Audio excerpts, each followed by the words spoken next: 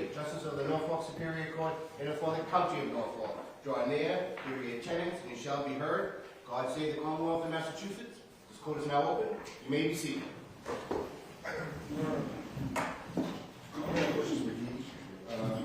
Counsel identify themselves for the record. Good morning, Your Honor. Jennifer Blair for the Commonwealth. Good morning, Ms. Blair. Good morning, Your Honor. Good morning, Mr. McGee. Good morning, Ms. Crawford. Good morning, Your Honor. Larry Tipton for this one, please. Seated to my right. Good morning, Mr. Tipton. Good morning, Ms. McGee. Good morning, Your Honor. All right. Do you have objections you want to make at sidebar? Or is there anything you want to do at sidebar? If you're referring to the statements, not at this time. I Okay. ordered the, I just want to tell you why. I Okay. ordered the FTR tape Okay. because as I started writing down the statements, my notes were not as clear as I wanted them to be, so I did not want to see this up there exactly. So Okay. I hope to be able to, it hasn't been approved yet, but hopefully I'll get that today and I'll be able to work on it. Is that okay? Sure. That's fine. Second thing, I don't want to interrupt anybody, but the second thing and I told the district attorneys is that there was a violation of sequestration by my expert. And it's my fault. I sent her a text on Monday, and the text says, you are released from the sequestration order and can watch Dr. Diedrich's testimony. She interpreted that to mean she could watch the trial. And that is basically what she has been experiencing in other trials. So she watched approximately an hour Ms. Savage's testimony. And I need to report that to the court. As an officer of the court, because it's a violation of the law. What is the Commonwealth going to say? I can start and certainly Ms. American. The notice of expert that we've received, and we haven't received a report or anything like that. I don't think that for viewing Ms. Savitz's testimony would change, or one way or the other, what we anticipate that expert would testify to. So I appreciate the candor of Mr. Tipton. It was not our sequestration motion to begin with. This was an agreement that we would allow the experts to watch each other. So I'm not particularly concerned, but I'll certainly let it return to whatever. The only thing is that I would, the Commonwealth would preclude any reference to anything that was seen. Sure. How about, In her Mr. Tipton, can you just ask if there's anything that she saw that has any impact on her testimony at all? And if it does, to put it in writing for the Commonwealth. I will do that again when I received a text from her saying nothing she said changed my opinion. Okay. And I'll require witness to be included, but yes. All right. So you've got that statement, and I'm sure Mr. Tipton will question her about when she saw it. Right? You have no intention to. Okay. All right. So think about if there's anything else that you want to raise as a result of it. Just let me know. Thank you. All right. Thank you. Okay. Ms. Blair, your next witness. The Commonwealth calls Officer Daniel Janis.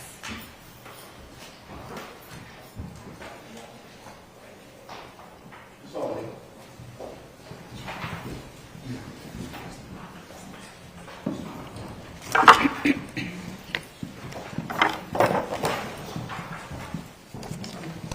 Watch your step for me. You're standing and face the front. Raise your right hand. You solemnly swear the evidence given to the court that lays down here is the truth, the whole truth, and nothing but the truth, so help you God. Okay, you can take the stand. You can stand and sit each other's mouths.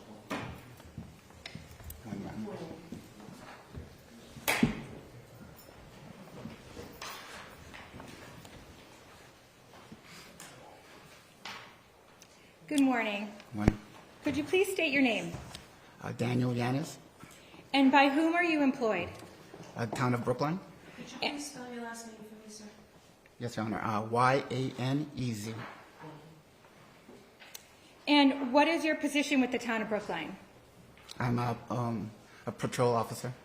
And how long have you been a patrol officer in the town of Brookline? for 23 years. And as a patrol officer, what do your duties include? My duties are to protect and serve within the rules and regulations and policies of the town of Brookline and the Brookline Police. Were you working on January 28th of 2020? Yes. And what did your duties include on that day? My duty on that evening, I was assigned to the 547 unit. And what did you do on the 547 unit? On that particular evening, I was dispatched to 40 Meadowbrook Road for a domestic altercation. And when you got there, what did you see? Upon my arrival, as I was stepping out of the vehicle, a young lady was outside of the house, later identified as Susie. She ran towards me. She said that she needed help. She said her father was not breathing. I had asked her if there were any weapons. And then from that point, I went with her into the house. And where in the house did you go? As I stepped into the house, at the time when I stepped in, there was a person laying down on the hallway floor, later identified as Andrew.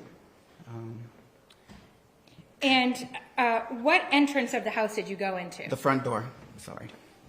And where was Andrew laying when you got in? He was laying on his back, and then when I saw him, I went immediately towards him. At the time, I went onto the radio. I requested for a Fallon ambulance. And what condition was Andrew in? It appeared as if he was not breathing. And then when I started CPR, I noticed that he was gargling and slightly breathing. As I was checking for his pulse, he had a slight pulse. During that time, officers were coming into the house. I was passed an ambu bag, and as I was about to give him breath, he did breathe into the ambu bag, and then at that point, I realized he did have a slight pulse, and he was breathing. I placed him into the recovery position from that point. Can you explain for the court what is an ambu bag? An ambu bag is a device which assists in breathing. Is a breathing apparatus. And did you place that on him? Yes. And after that, what did you do? Okay. Shortly right after, Brookline Fire and Fallon paramedics showed up on scene, and they took over Andrew. And then from that point, I joined Sergeant Tian and Detective Avila in interviewing Miss McGee. And where was Miss McGee when you interviewed her? Upon entering the house, from what I recall, she was standing beside him. And was she there when you were trying to assist him, Mr. Savitz with the ambu bag? Well, upon entering, she was standing there. All I remember is just going towards Mr. Savitz. I believe she stepped off to the side into the living room area. And then I just had my full attention on Mr. Savitz from that point. I believe the officers who came in right after me, Sergeant Tian and Detective Avila, went towards her and started the process from there. And at what point did you join Sergeant Tian and Detective Avila in speaking with Ms. McGee? Shortly after, once Mr. Savitz was in the hands of Fallon Ambulance and the Brookline Fire paramedics. And what did Ms. McGee say? Okay. She said that at approximately 22:45 hours, she had come to the house to discuss with Mr. Savitz an email that she had received. And then at a certain point, the conversation had turned into a verbal altercation where he started to yell at her to ask her to leave the house. At some point, she stated that he had pushed her several times, to a point once pushing her up against the wall in the living room area, and then another time pushing her towards the kitchen room area, towards the kitchen table, which knocked down some plates and some other things off the table. And then from there, as they were moving around in the area, he had pushed her up against the refrigerator, and then heading towards the hallway, towards the front door, he had at some point grabbed her by the hair and also was pushing her during all that time, asking her to leave the house. After pushing her up against the refrigerator and pulling her hair and pushing her towards the hallway, is at that point where he had collapsed, and she stated that she started CPR on him. And where were you when Ms. McGee was giving this statement to you? We were in the living room area. And you had mentioned that Ms. McGee indicated that some items had broken in the kitchen. Did you observe anything broken in the kitchen? Yes. What did you observe? Plates, broken plates, and there was some cans, some perishable foods thrown around. Now, were there any other officers on scene when you were speaking with Ms. McGee? Yes, during that time, Officers Soderberg and Officer Russell, as they were entering, they went up to the second floor. The caller, the daughter, Susie, and her son and her brother, Harry, were upstairs on the second floor. And during that time, they had gone upstairs to interview them. Also, during the whole time, as we're going through the whole area, we asked everybody if anybody needed any medical attention. Everyone had refused any medical attention also during that time. Did you ask Ms. McGee if she wanted medical attention? Yes. And what was her response? She had refused. Did you have an occasion to observe Ms. McGee when you were talking to her? Yes. Did you observe any injuries to Ms. McGee? No, I didn't. Now, where were Officers Soderberg and Russell when they were speaking to the children? They were upstairs on the second floor in their bedrooms, I believe. And did you speak to the children? I did not. And did anybody take photographs? Yes. Who? Sergeant Tian. At some point, did somebody arrive to take the children? Yes. Who was that? Patricia Burnson. And where did Ms. McGee go? Well, during all this time, she was in our presence in the house. And what happened to, where did Mr. Savitz go? He was placed in a Fallon ambulance, and then he was transported to the Beth Israel Hospital. And at some point, did Ms. McGee go to the Brookline Police Station? Yes. And how did she get there? I believe Detective Kelleher and Avila had transported her to the Brookline Police Station.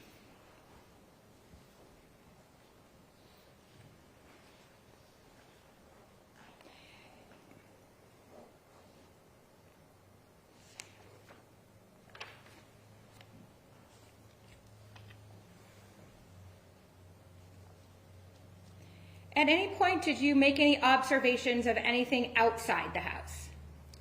Yes, we observed what we believe was Mrs. McGee's vehicle, which was an Audi, black Audi vehicle.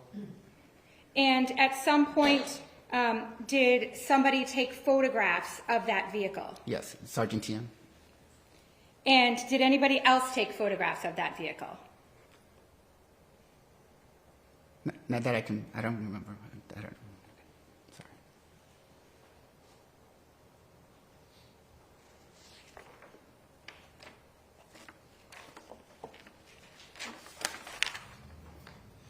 Can you just tell me, officer, do you have any, what kind of training do you have, medical training as far as being a first responder?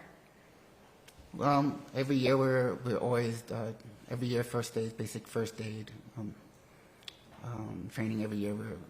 We have to do training every single year for the last 23 years. And are you trained in CPR? Yes.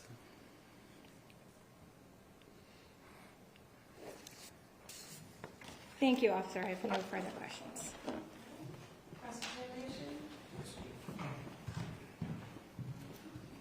Good morning. Good morning.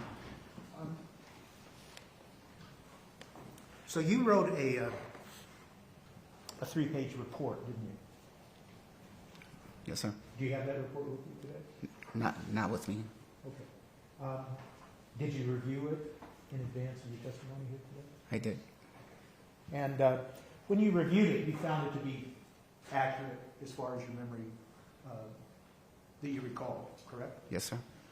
And have you prepared for this trial by speaking with the district attorneys in anticipation of trial? Yes. Okay. And have you gone over your statements in your report? Yes. Okay. What I mean is, have you gone over the statements with the prosecutors in preparing for trial?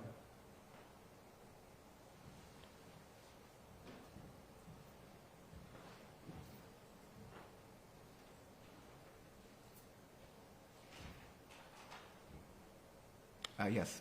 Okay.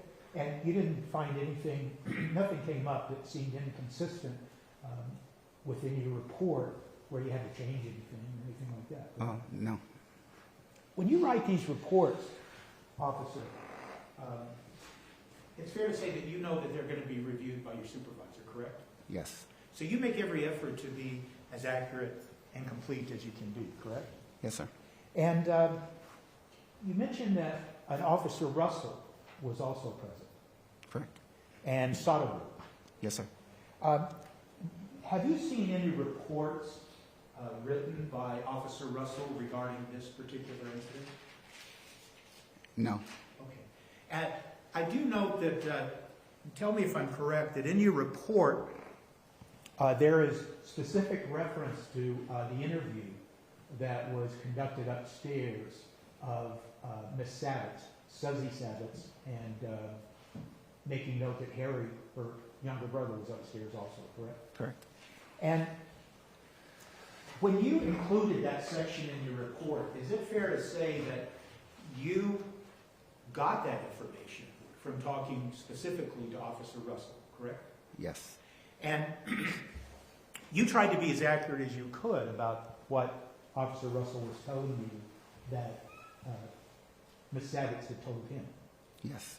And you relied on what Officer Russell told you, including what Suzy Savitz said to him in your report. You relied on what he was representing, correct? Yes.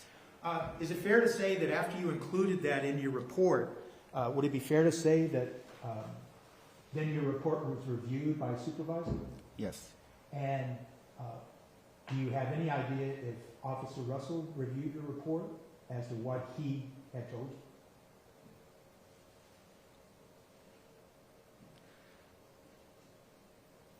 you? Not at that time, no. Okay.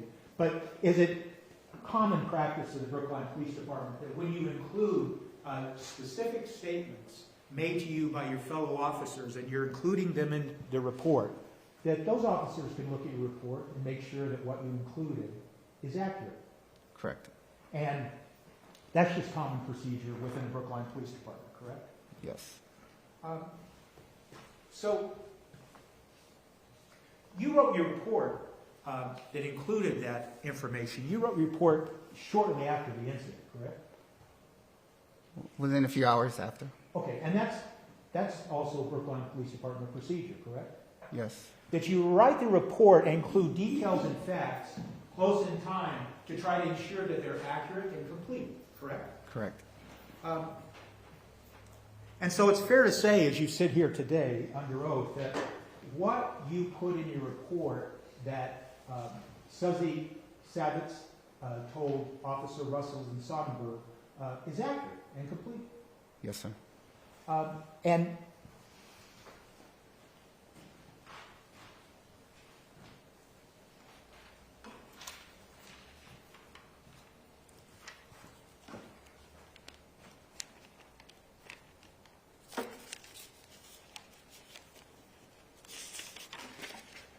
it's fair to say, isn't it, that nowhere in your report, and I want to focus you on just what Officer Russell and Soderbergh told you about what Suzy told them, that she never said anything that she first heard yelling and thought it was her dad yelling at her younger brother, Harry. She never told me. That's not what you were told by Russell or Soderbergh, correct? That is not in the report. Okay. And there's nothing in your report from Officers Russell and Soderbergh that Suzy told them that she went down and went into the kitchen area while the argument was going on? No. No? No. And that when she was standing in the kitchen area, she saw her mother and father yelling and fighting. That's not in your report, obviously. No, sir. And that would indicate that they didn't tell you that because you're trying to be accurate and complete, correct? Yes, sir. And there's nothing in the report where Suzy tells those officers that her father seemed to be in distress while he was arguing. Nothing like that. No, sir.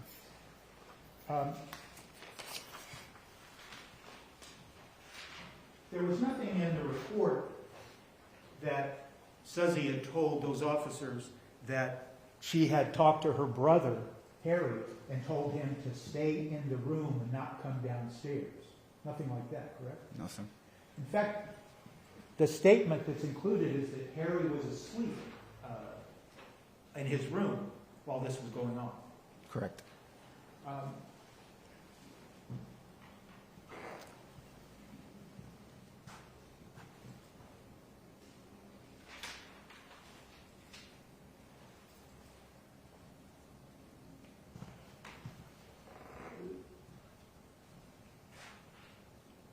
Your report also includes a statement that she said that she witnessed her mother slapping her father in the face and chest.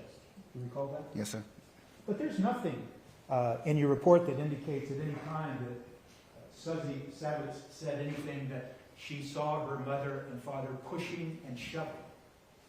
That's not in your report, is it? Not from her point of view.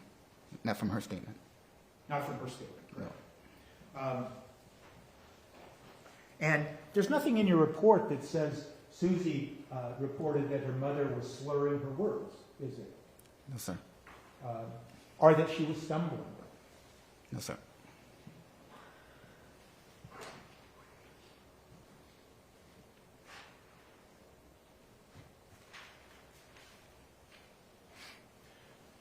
In fact, there's nothing in your report about what Suzy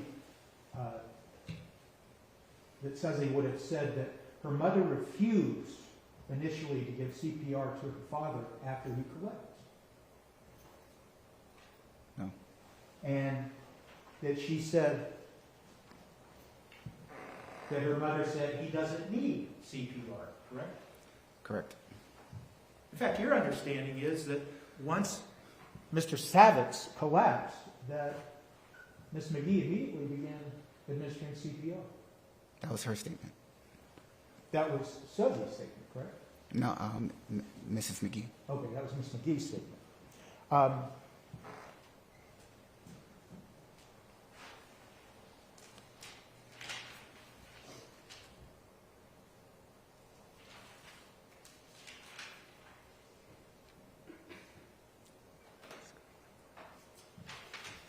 Officer, it's fair to say that when you first arrived,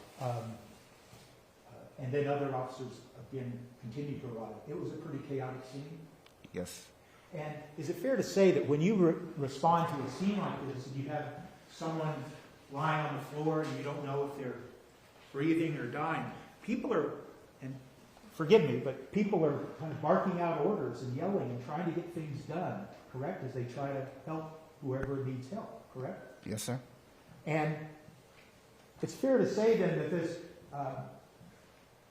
interview you conducted of Miss McGee, is it correct to say that it happened while all of this chaos was going on in the hallway? No. Okay, can you explain what happened? From my part, where I intervened into the interview with Ms. McGee, with Sergeant Tian and Detective Avila, once Brookline Fire and Family Ambulance paramedics took over Mr. Body. Once they were good, I stepped away, and then I turned my attention to Ms. McGee, who's far off into the living room area, and that's when we commenced with the interview process with Ms. McGee. Okay, thank you very much for clarifying that. And it's fair to say that I shouldn't have put it the way I did. The fact is that other first responders from both Brookline Fire Department and Fallon Hospital, they were still administering life-saving efforts to Mr. Savitz on the ground while you were talking and asking questions of Ms. McGee, correct? Yes. And Ms. McGee didn't resist talking to you, did she? No. And you were the one asking the I withdraw the question. Were you the one asking the question? Yes. And it's fair to say that you were the one that was kind of controlling the questioning. You would ask a question, hear an answer, and then ask the next question, right? Well, collectively, myself with Sergeant Tian and with Detective Avila. Okay, so is it our understanding then that not just yourself, but the other two officers were also asking Ms. McGee questions? Yes. So collectively, you all three were kind of controlling the questioning. You were in control. You were asking the questions, you'd get an answer, and then you would ask what question you thought needed to be asked next. Correct. And in no time did Ms. McGee tell you, stop, I don't want to answer any more of your questions, correct? Correct. And it's fair to say that when you were asking her questions, she was upset. Correct? Yes. She appeared very anxious. Yes. Okay. And when you told us, and when you say that she was in the living room, it's fair to say that that's really only maybe 12 to 15 feet away from the body where Mr. Savitz was lying in the hallway, correct? Yes, sir. And can you tell us, officer, if Mr. Savitz's body, to the best of your memory, were his feet closer to the front door, or was his head closer to the front door? Feet were closer to the front door.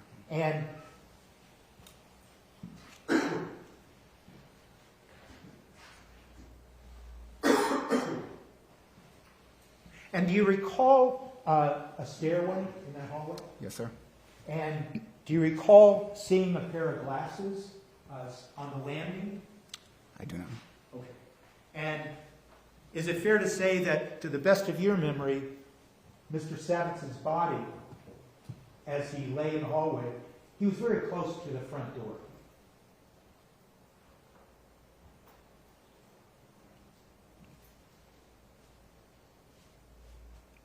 Yes. Okay.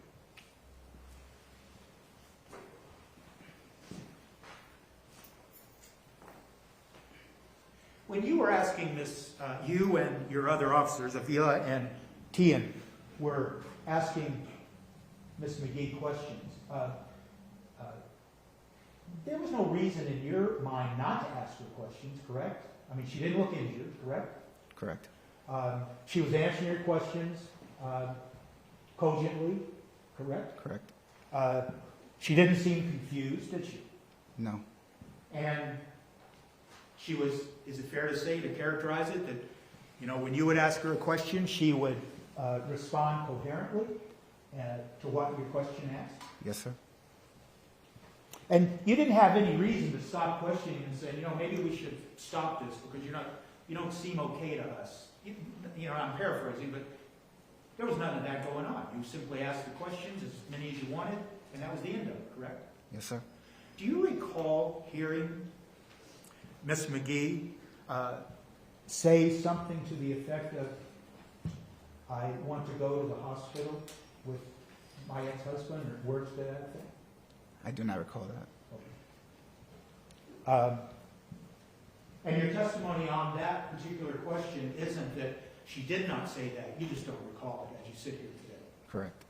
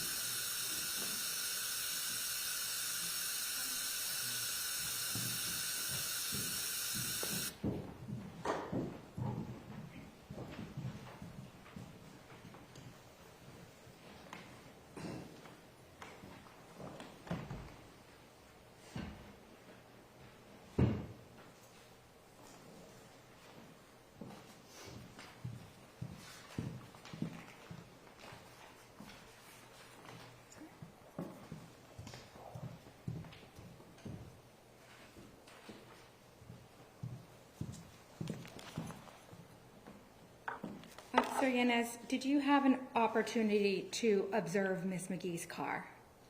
Yes. And where was the car? The vehicle's parked out in front of 40 Meadowbrook Road. It was parked out in front of 40 Meadowbrook Road. And how was the car parked? It was parked in front of out in front of the driveway, outside of the curve, about 4 feet off of the driveway. 4 feet off The driveway, yes. the driveway?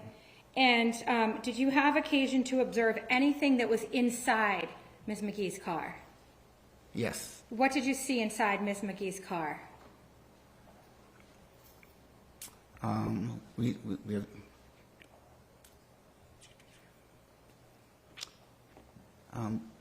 We observed there was a brown bag. There was can I look over the report? Because Is your memory I'm exhausted sorry. as to what you saw inside of Ms. McGee's car? yes, I'm sorry. Would looking at your report refresh your memory? Yes. Your Honor, may the witness refresh his memory. Sure, I thought he said he didn't have this report. Do you have your report with you? Not in hand. I have a copy, yes. Sorry. Your Honor, may I approach? Yes.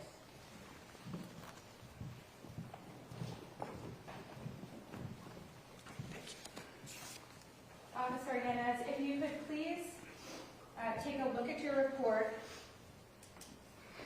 and look up when you're done.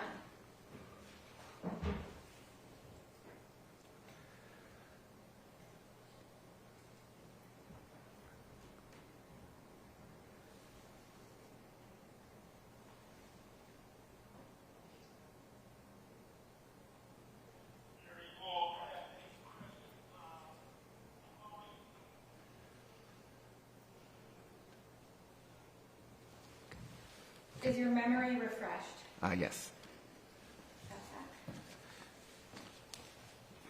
Officer Janis, what did you see inside of Ms. McGee's car? There was a bottle of wine, and there was also 2 water bottles in the front dash, also with her cell phone with the charger on the passenger side. And the cell phone and the charger, was that laying on top of anything?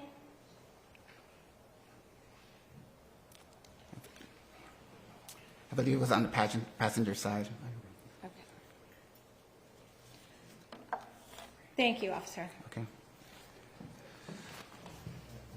All right, thank you, Officer Janis, you're all set. All right. Thank you. Who is the next witness? Your Honor, the Commonwealth calls Trooper Ryan Hodon.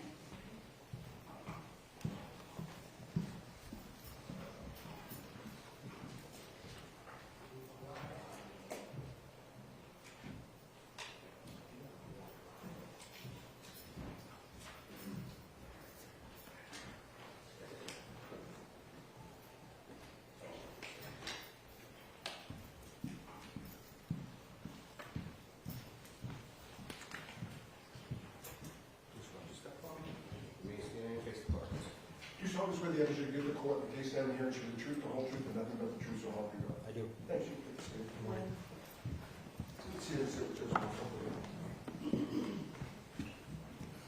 Good morning. Could you please state your name? Ryan Hodon, And by whom are you employed? Massachusetts State Police, And what is your position with the Massachusetts State Police? Sergeant in Crime Scene Services. And as a sergeant in crime scene services, what do your duties include? I'm a supervisor for the Boston location, and we respond with and assist local, state, and federal agencies with the processing of crime scenes and the collection and processing of evidence for latent fingerprints and impression evidence. At some point, were you working on January 28th of 2020?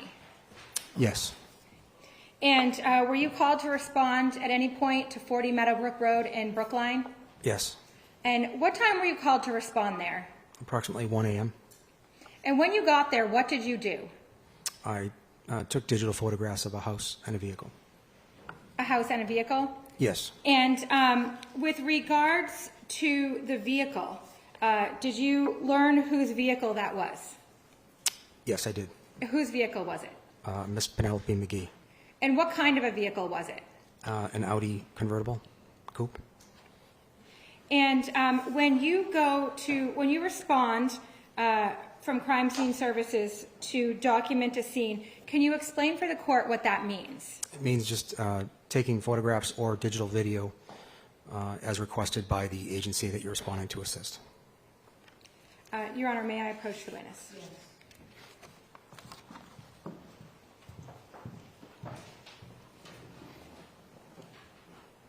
Trooper, I'm handing you what's been pre-marked as for identification, exhibits A through K. Could you please take a look at those photos and look up when you're done?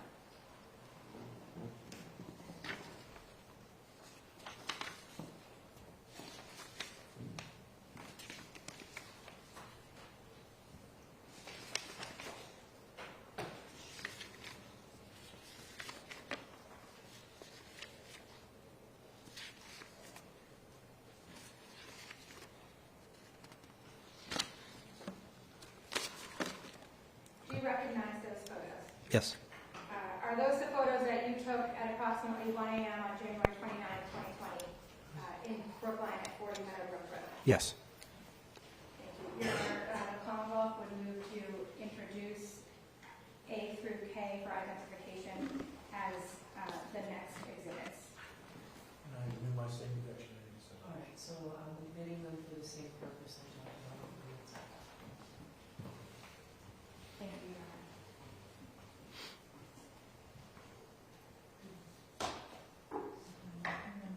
Separately.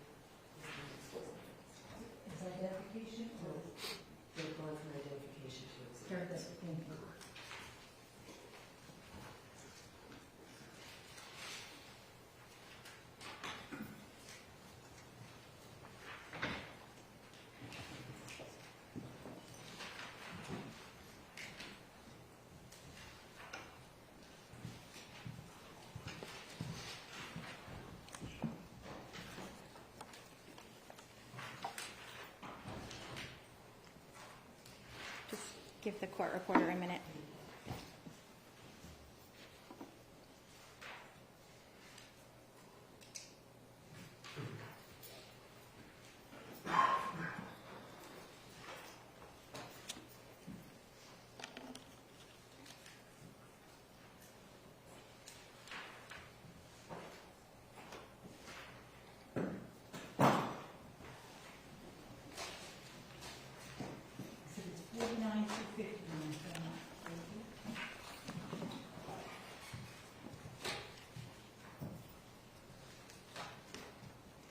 Thank you.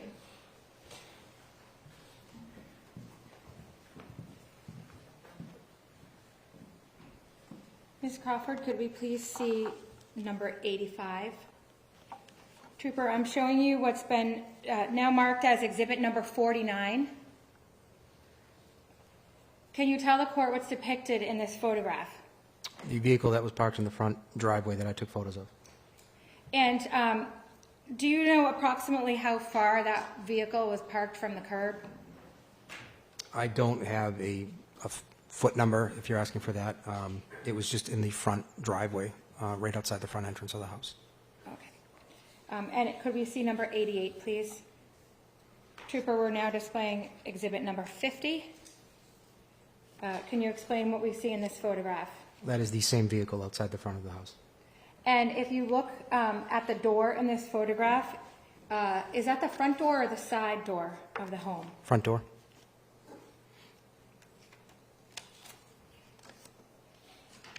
Could we see number 91, please? Trooper, we're now showing you exhibit number 51. What do we see in this photograph? The same vehicle. Could we see number 92, please? Trooper, exhibit number 52, what do you see here? The interior of that vehicle. And on the front, on the passenger seat of the vehicle, can you tell the court what you see there? A blanket. And the white object that's in the middle of the photograph, what is that? Are you referencing a bottle? The bottle? I'm sorry, I couldn't hear your answer. Are you referencing the cord? Yes, is that a? Yes, it looks like a charging cord. Charging cord. Could we see exhibit, or number 93, please, exhibit 53?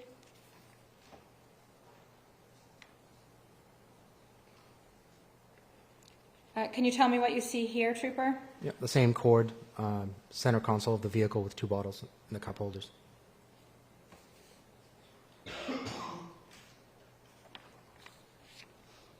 We could see number 96, please. Exhibit 54.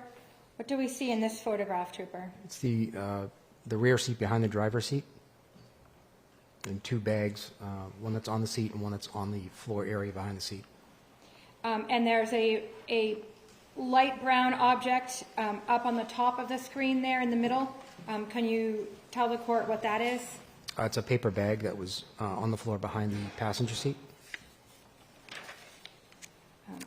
If we could see exhibit number 98, please. I'm sorry, JPEG 98, exhibit number 55. Trooper, what do we see in this photograph? That is that bag that was behind the driver's seat.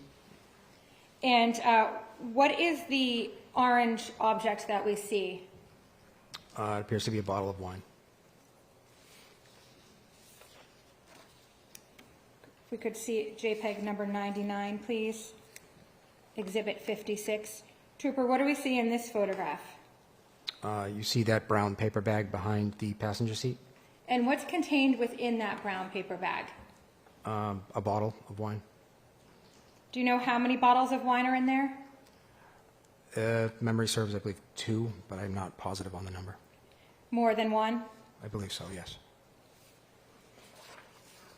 If we could see number 100, please. Exhibit number 57.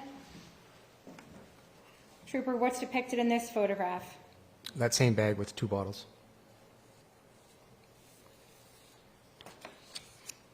Exhibit 58, number 101, please. Trooper, what do we see in this photograph? The black bag that was behind the driver's seat on the And- rear passenger seat. And what is on top of that bag?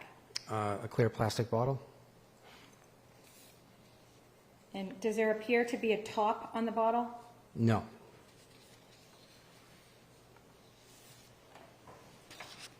And number 102, please. Trooper, we're showing you exhibit number 59. What's depicted in this photograph? It's the same bag and bottle.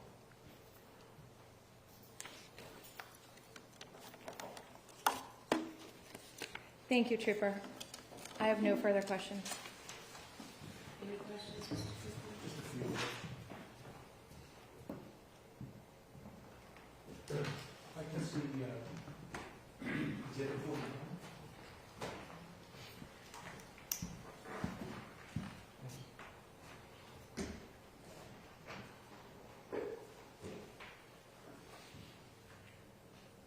Trooper, if you could look at the screen and reviewing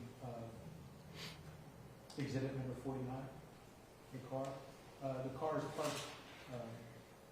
Can you describe how the car is parked? It's parked with the nose of the car facing the house. Pulled in, not backed in. In the driveway. Correct. And when you look at exhibit, if I could, exhibit number 59, which is 102.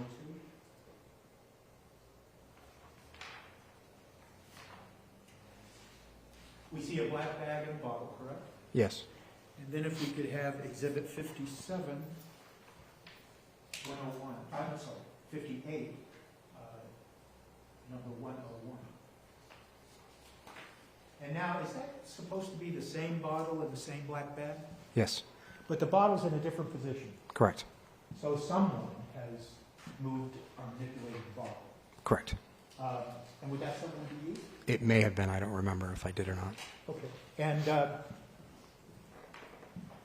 so, as is it common procedure, Trooper, that when you're photographing particular things at a crime scene like this movie, that you may in fact move objects? Depends if we have to pull the seat forward to get a better view of something, etc. So we may manipulate things. In any of these photographs that were just admitted into evidence, did you see anything depicting the cell phone? Just the cord. Just the cord, Correct. that white cord that you saw. Yes. Did you see anything in these photographs depicting car keys? Not that I recall. Do you recall, Trooper, if you, Trooper, specifically you, did you ask Miss McGee for her car keys when you went to take photographs of the car? No, she was not there. She was not there. Correct. And am I correct in saying that you were first told to go to the Meadowbrook, 40 Meadowbrook, and you did so, and you arrived there around 1 o'clock a.m.? About 1:30. About 1:30? And then you took some photographs, and then you were asked to go to Beth Israel to take other photographs? Correct. And then after that, you were asked to go back to Meadowbrook to photograph what was referred to as the execution of search warrant. Correct. And that would be about 6 a.m. or 6:30 a.m.? Yes.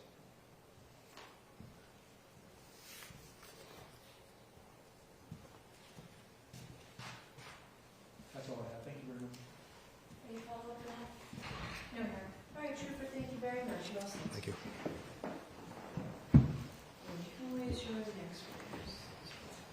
The Commonwealth calls Officer Russell.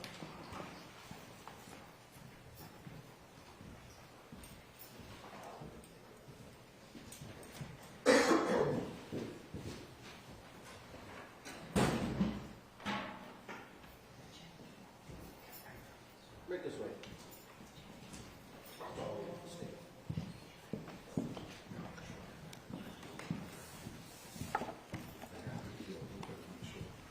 Just watch your step on me. Remain standing and face the clock. You solemnly swear that you state before the case and the with the truth, the whole truth, and nothing but the truth, so help you God. I do. Thanks, you can state. You state it.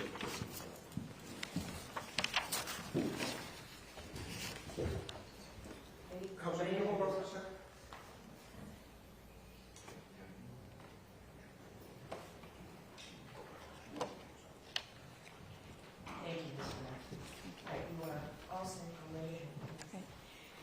Good morning. Could you please state your name?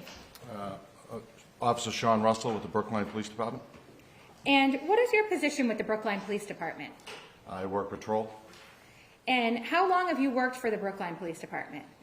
since June of 2002. And as a patrol officer, what do your duties include? Basically, patrolling the streets, answering calls, servicing calls, helping people. And were you working on January 20th of 2020? I was. And what was your shift that evening? My original shift is midnights. I was working an overtime shift. I was in the Sector 9 vehicle. So, and can you explain for the court, what is the Sector 9 vehicle? Brookline basically breaks down each area to sectors. So you have Sector 1 through 9. 1 would be over near Commonwealth Avenue, and Sector 9 would be over near West Roxbury. And at some point, did you receive a call to respond to 40 Meadowbrook Road in Brookline? I did. And what sector is Meadowbrook Road? That is Sector 7. But did you respond to 40 Meadowbrook Road, I did. even though you were assigned to the Sector 9 that night? I did. It originally came in as a domestic dispute, and any type of domestic disputes, they send 2 or 3 vehicles. So what time did you, approximately, did you arrive at 40 Meadowbrook Road? That call came in approximately at the end of the shift. I remember I was starting to head back towards the police station, which I would have had to driven right by that street. So it was approximately 11:05-ish. And when you got there, what did you do? Arrived on scene, went directly into the house. And when you went into the house, what did you see? When I first got to the front door, I really couldn't open the door. There was a body lying behind the door, so I could only open the door approximately a third of the way, maybe a little more. I had to squeeze into the house. And was anybody with the body? Yes, Officer Janis was with the body. Were there any other responders there when you got there? When I got there, Officer Janis was already on scene, and the wagon, which is also known as a 555 vehicle, Officer O'Connor and I believe Officer Burt were on scene. And what did you do upon seeing everyone, upon seeing the body on the floor and the other responders there with the body? Originally, I would immediately help out with CPR, but Officer Janis and I believe Officer Burt were already, there's already 2 officers working on CPR. So when I did enter the house, I kind of worked my way around the person on the floor, and I was walked up to a woman that was standing in the living room area. And what was the woman doing? She was kind of pacing. She looked like she was in shock, a little anxious. And did she say anything? At the time, like I said, she was a little in shock. She really wasn't very talkative at the beginning, but then she explained to me that that was her ex-husband, and she had come over to talk to him. And where within the house were you when this was occurring? We were in, go to the front door to the right, the living room area. And at any point, or did she say anything else? She did state that she was, going to leave, but I assumed that she was going to want to go to the hospital with the gentleman. But I asked her, please have a seat first and wait with me. Was anybody else there with you when that happened? No, it was just me and her at the time. And who was the individual that you were talking to? Mrs. McGee. Did you ask Ms. McGee who she was? I did. And what did she say? She said that was her ex-husband. And did she tell you what had happened that night? Well, the call originally came in as a domestic, and then, I heard them right before I got there that they were asking for paramedics, Fallon ambulance, to speed it up. So I didn't know if it was called in originally by accident as a domestic. So I did ask her. I said, what was going on? And as I was talking to her, I could see the way the house is situated. You go into the right as a living room, but then you could if you poke around, you can see the kitchen. I did see a few things on the floor, so I kind of asked her what had happened. And what did she say? She had mentioned that she had come over there to speak with her husband about an email that she had seen that was from her ex-husband to his brother.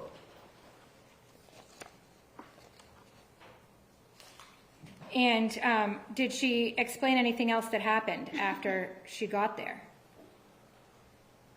She said that they started talking.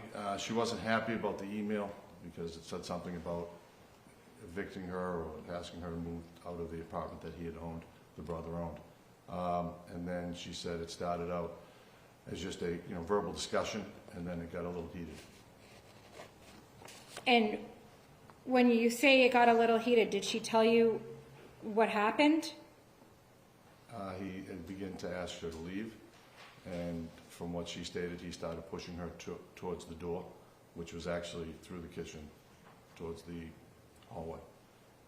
And what happened next? And What did she say happened next? Well, she stated that when he was pushing her kind of towards the door, he wanted her to leave, that some of the, because I asked her, you could see plates and some containers and stuff like that on the ground. She said that when he was pushing her, those all got knocked over. And did she tell you what ultimately happened to him? She stated when they got to the hallway, which is directly in front of the front door, that he just collapsed. Now, after Ms. McGee told you that, what did you do? Well, at that point, we were kind of, she'd sat down, so she wasn't free to walk about the apartment, the house, because I didn't want her to touch anything. And then we kind of waited. Fallon ambulance was there. Then the paramedics came in. They got, I believe, Mr. Savitz. They got him breathing again, and they moved him out of the house.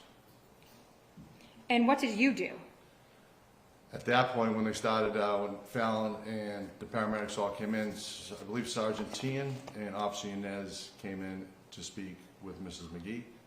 I briefly told Officer Yanez what she had told me, and then I went upstairs to see who was upstairs.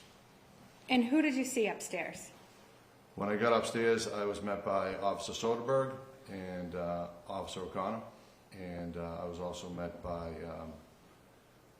her daughter, I believe it's Suzy. And anybody else? When I kind of walked around a little bit upstairs, I noticed there was a young boy in the bedroom sitting on his bed. Did you have any conversation with the boy?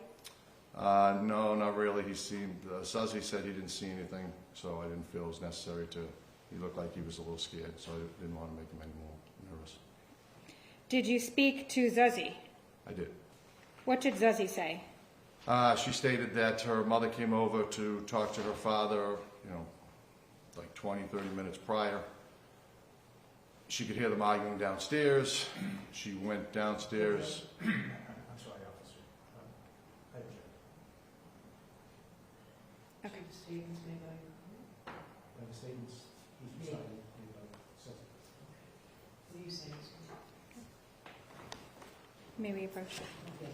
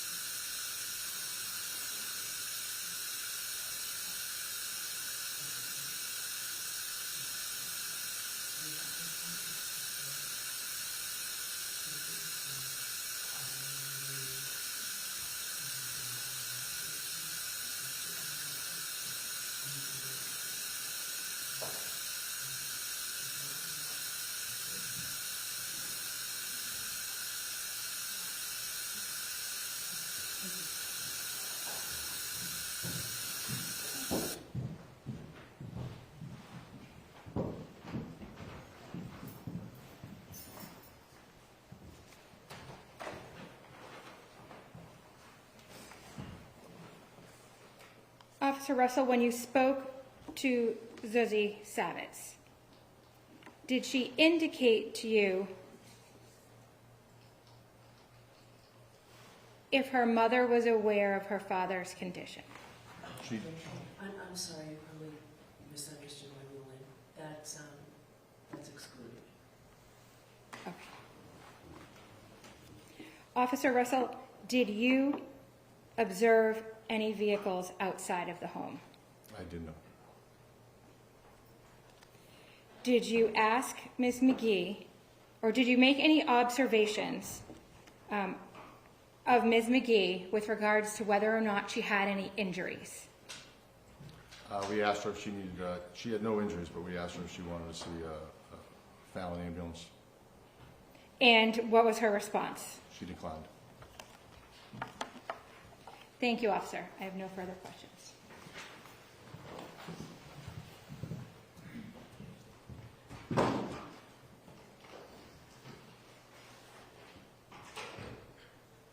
Whenever you're ready. Morning, sir. Good morning. Fair to say that you never wrote a report in this matter? I did not. And you did testify on direct examination, and you described the demeanor of Ms. McGee as in shock. Correct. And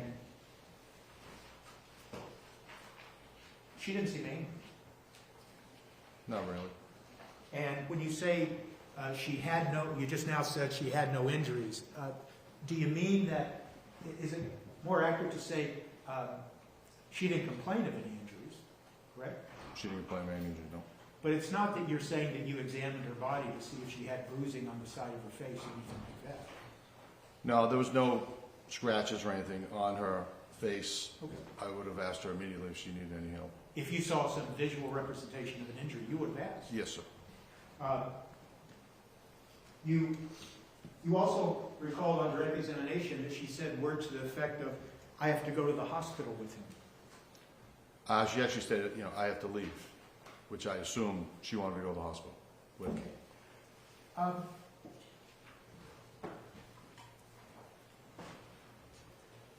Let me ask you something, officer. You met with the prosecutors here on January 24th of 2025, correct?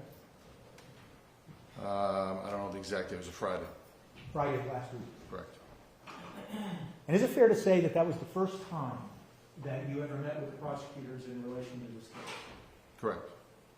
And is it fair to say then that you were asked questions about what you remember, what you recall, and you did the best you could, correct? Correct. And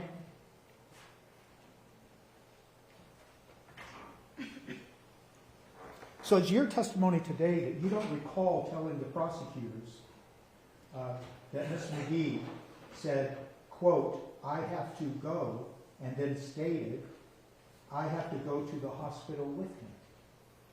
No, I stated, she said I have to go, which I assumed that she wanted to go to the hospital with him.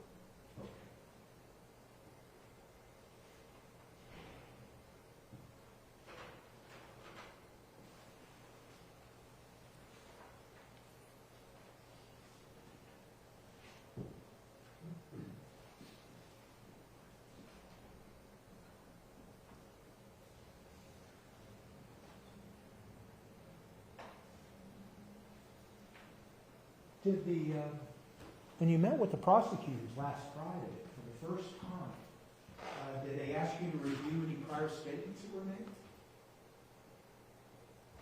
No. Did they show you any prior, did they show you any Brookline Police Department reports written by your colleagues in relation to this case? No.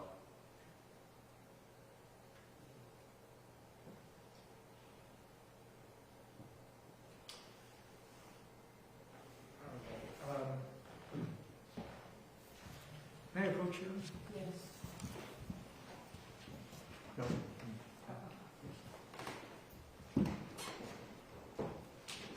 Officer Russell, I'm just going to show you what's a two-page letter. Have you ever seen that before? I have not. You have not. You want to read this? Or? No, I'm just, Okay. No, I've never seen when this you look before. at that today, you've never seen it before. This documentation? I have not seen this documentation before, no. Okay. I'd ask this to be marked for ID. Okay.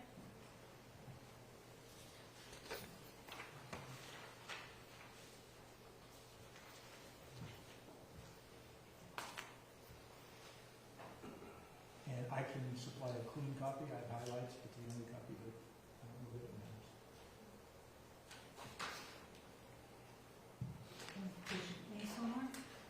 Is it identification related? The letter? Starting from the beginning and correct as we read. To get the identifications off and listen. I think it goes to, then you know better, Mr. McGee, doing the appeals. I think it goes to the next letter, P or Q or whatever it was, right? Yeah, we'll have to start with, so we had. So it would be L, Okay. the next letter. Thank you. Thank you. So just for the record, what's been marked as IDL? You've never seen that before? That documentation's been in front of me now. No, sir.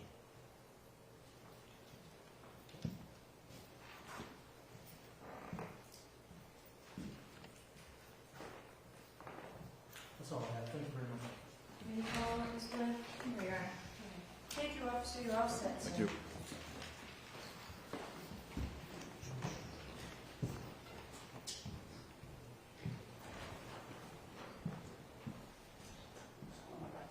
And your next witness, Ms. Blair? My next witness is Lieutenant Richards.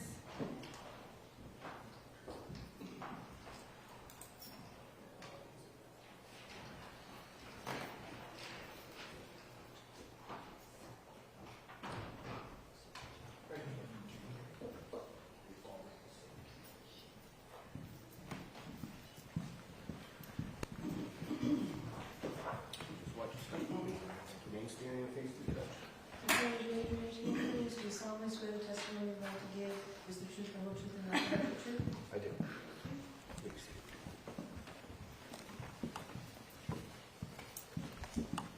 Good morning. Could you please state your name? My name is Raymond Richards, And by whom are you employed? the town of Brookline Police Department. And what is your position with the Brookline Police Department? Currently, I'm a lieutenant detective with the Office of Professional Responsibility. And how long have you worked for the Brookline Police Department? 14 years. And were you working on January 28th, 2020? I was. And what did your duties include on that day? So I was the acting commanding officer, or that day I was the commanding officer. So I arrived about 11:15, and I oversee all operations patrol related. So was part of your duties that evening to book any individuals that got brought into the station? Yes. Did you have occasion on that evening to book an individual by the name of Penelope McGee? I did. And can you explain to the court how the booking process works? So typically, the prisoner or subject will be brought down to the lower part of the station. I'll be given a packet on all their personal information, and then I'll put that into the system, update it, and then go down and start the booking process. Would you like me to expound upon that? Yes, please. All right. So in our system, the Larimore reporting system, there's pretty much a checklist that you follow. You have to complete each window that'll take you to the next one. So initially, it's usually personal information, where they live, address, date of birth, that sort of thing. We'll move on to the charges. You input the charges they're being charged with.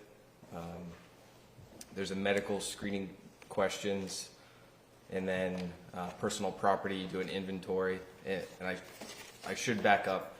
The first part is an introduction to I introduce myself, let them know who I am, why they're there at the station.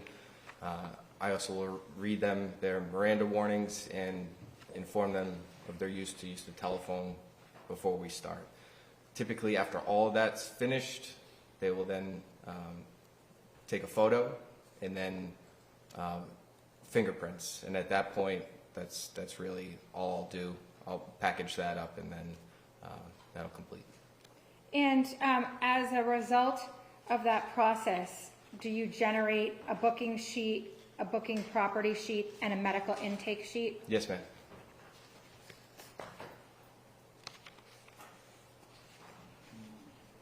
Did you complete this process with Ms. McGee? I did. Your Honor, may I approach the witness? Yes.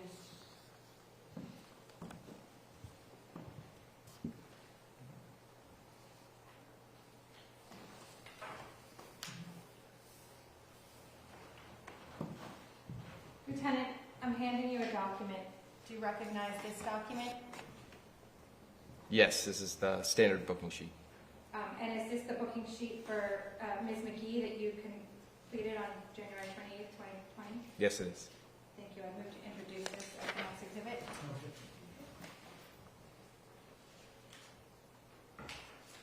Exhibit 60 so marked?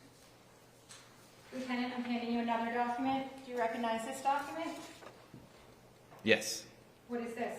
This is a list of property that would print out, so it would be just a standard booking property sheet. And is this the property sheet from Ms. McGee from January 20th? It is. 28th, 2020? Yes, it is. Thank you. I move to introduce this as the next exhibit. Exhibit 61 so marked? And Lieutenant, I'm showing you one last document. Do you recognize this document? Yes, this is the medical intake. And is this the medical intake for Ms. McGee from January 20th, 2020? It is. Thank you. I move to introduce this as the next exhibit. No objection. Exhibit 62 so marked? Okay.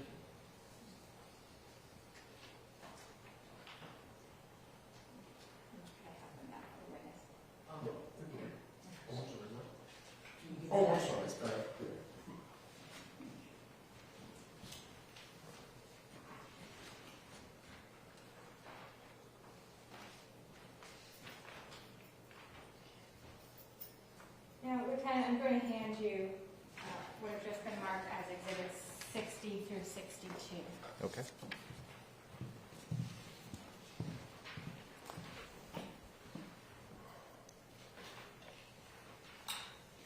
Now, drawing your attention to the medical intake sheet, Yes. did you ask Ms. McGee if she had any pain or injury? I did. And what was her response? No. What about any current illness? What was her response? No. Did you ask her if she was on medication? I did. And what was her response? Yes. Did you ask her if she had used any alcohol? I did. And what was her response? Yes. Did you ask her if she had used any drugs? I did. And what was her response? No. And further on in the form, you asked her a number of other questions pertaining to her medical condition, correct? That is correct. Now, on this medical intake sheet, is there an area where you can make notes or comments regarding the information you receive from the person that you're booking? Yes. Did you make any comments regarding Ms. McGee during her booking process? I did. What were the comments that you made? So typically with a yes answer will indicate a comment based on the response. So the first one was the medication, and I listed out, hopefully I don't have to pronounce those, but I listed out the medication that she said that she takes.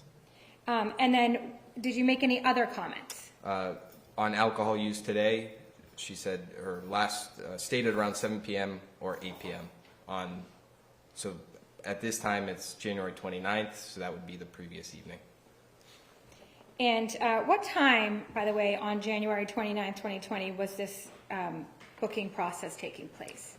So originally she came into the station at right around 2, I think it was like 1:58, and then at that time detectives brought her up for an interview, as I indicated, I think on Exhibit 60, and then she came back down where I booked her and continued the process. I may have started it, but I don't exactly recall. She came down and we finished the booking process.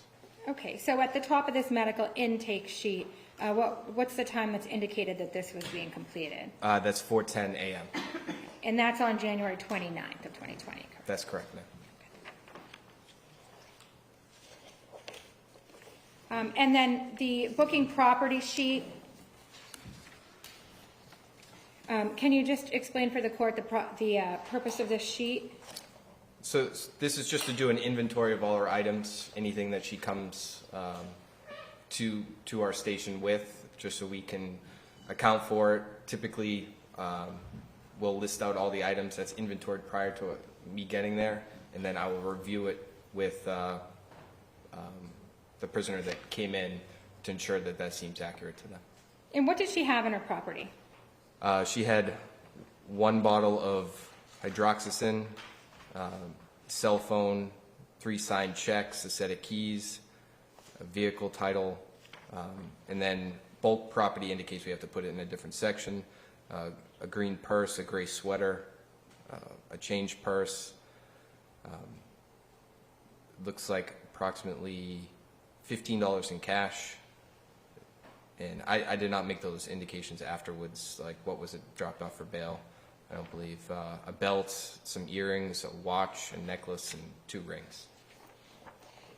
Thank you, Lieutenant. Just going back to the medical intake sheet, there is a section right below the biographical information that indicates observations. What did you check off after observations? No problems observed.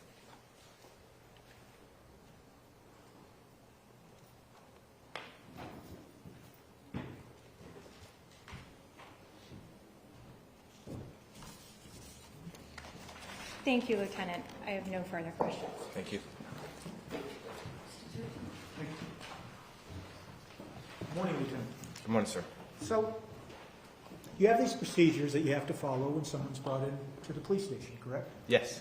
And in fact, the Boston, the Brookline Police Department has a whole set of policies, don't they? Dealing with booking and probably every aspect of being a police officer for Brookline. Is that fair to say?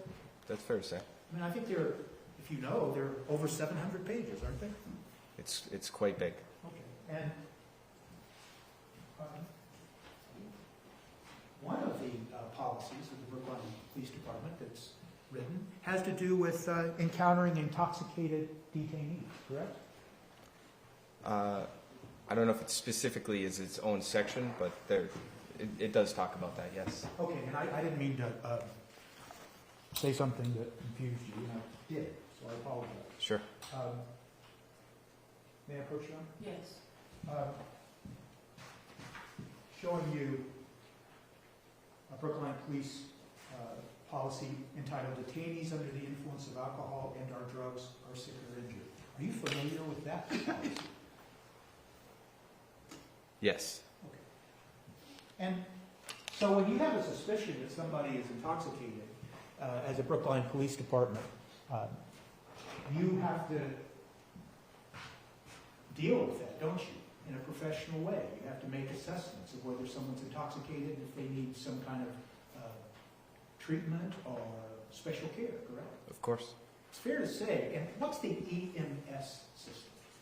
Emergency medical system? And so if someone's intoxicated, your policies say that you need to decide whether to notify the EMS system, correct? That is correct, yeah. Now, it's fair to say that with regards to Ms. McGee coming to the Brookline Police Department that night, or in the early morning hours, you didn't see any reason to activate the EMS system, correct? No, I didn't. You had no indication from your interaction with Ms. McGee that she was under the influence of alcohol or drugs or anything of the sort, did you? Not that I recall, no. And in fact, when what's been introduced as exhibit number 62, the medical intake sheet, the Commonwealth just asked you, did you check off the box with regards to your observations, and you checked off the box, no problems observed. Is that fair to say? That's correct, yes. Now, this same area in this booking sheet has a lot of different categories, and one of the categories is strange behavior. You didn't notice any strange behavior on behalf of Ms. McGee, did you? No, I didn't. You didn't see that Ms. McGee was moving difficulty. That's what it says here, moving difficulty. You didn't see any of that. I did not. You didn't see anything severe shakes, did you? I did not, no. Did not see anything that posed a security risk, did you? No. You didn't note that she seemed confused, did you? No. That her skin, eyes, yellow. No. Is that meaning that they're colored yellow, so it raises an issue of jaundice or something like that? I got to be honest, I've never checked that box. Okay. So, So that box goes unused. yeah. And then right after that box, there's a box of medical attention. That wasn't checked out, right? That was not, no. Indicating you had no reason to believe she needed medical attention, correct? Correct. She wasn't making complaints about any injuries or anything at that time, correct? Nope. And it's not that you examined her physically, that's not what you do, but she didn't make any complaints, correct? No. Fair to say that during this booking process, Ms. McGee was cooperative. Yes. She listened to your questions, she responded to your questions in an appropriate way, correct? Yes. In fact, there's a box there that wasn't checked off that says refuses to cooperate. That wasn't checked, was it? No. And finally, the last box there is can't answer questions. That wasn't checked, was it? No. Because she was answering those questions, right? She was. She was answering those questions coherently, correct? Correct. And then finally, there is a box that I skipped over, and it's entitled Appears Intoxicated, correct?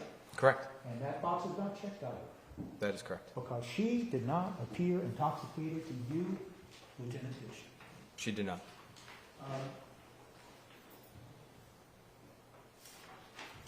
Now, turning your attention, or turning the court's attention to what's been marked Exhibit 61, entitled the booking, what's all that? I'm sorry.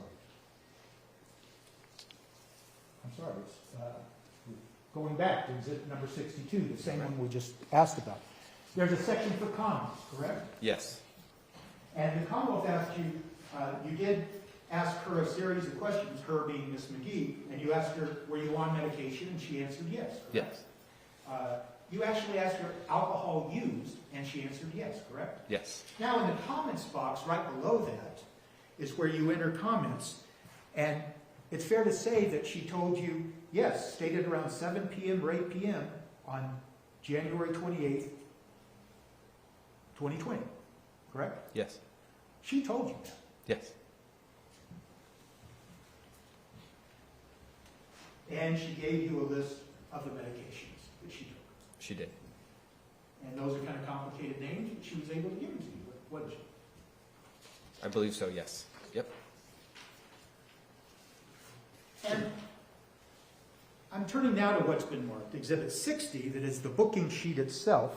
And it appears that in this booking sheet at the bottom, it says booked by Castanio Matty Jr. Am I saying that right? Yes. So, on direct examination, you were asked, did you conduct the booking? And you said yes.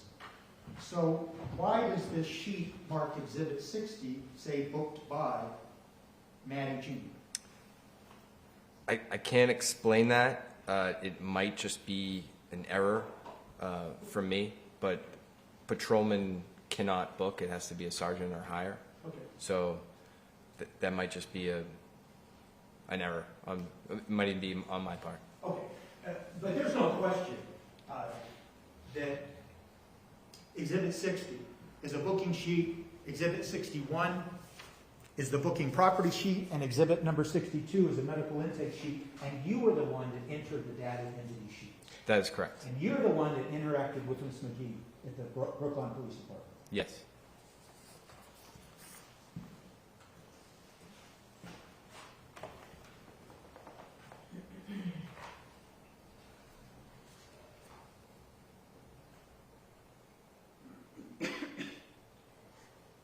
Thank you.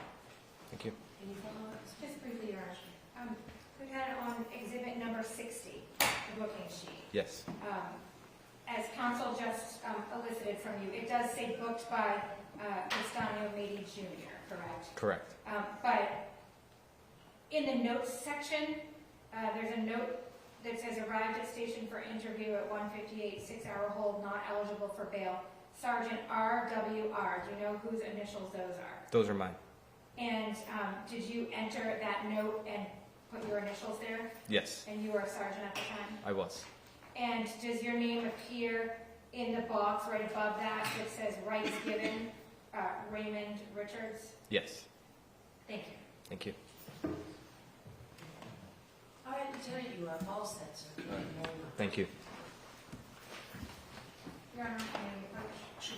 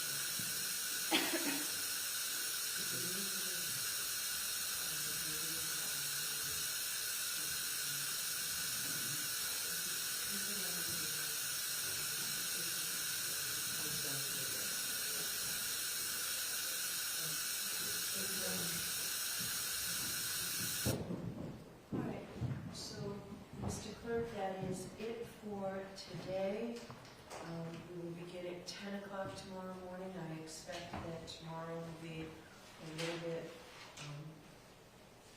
a short day as well. Only, I would just ask that what's been marked, I don't think it shall be moved into evidence as exhibit 63. Or just that statement. Exactly. So we're not going to move the document, the exhibit L, into evidence. It's my intention that our discussion at sidebar, one statement is now in evidence. Do you have it right there that you can read it? And Jim, or Mr. McGee will read in. The following statement is in evidence.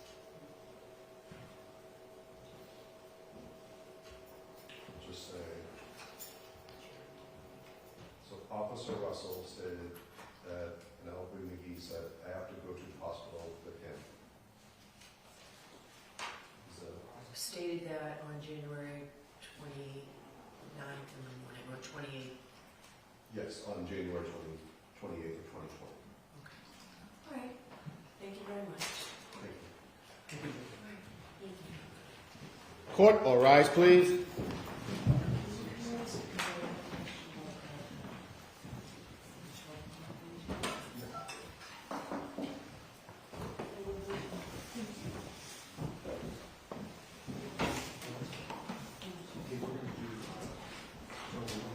We'll be recessed until 10 a.m. tomorrow morning. Okay, very good.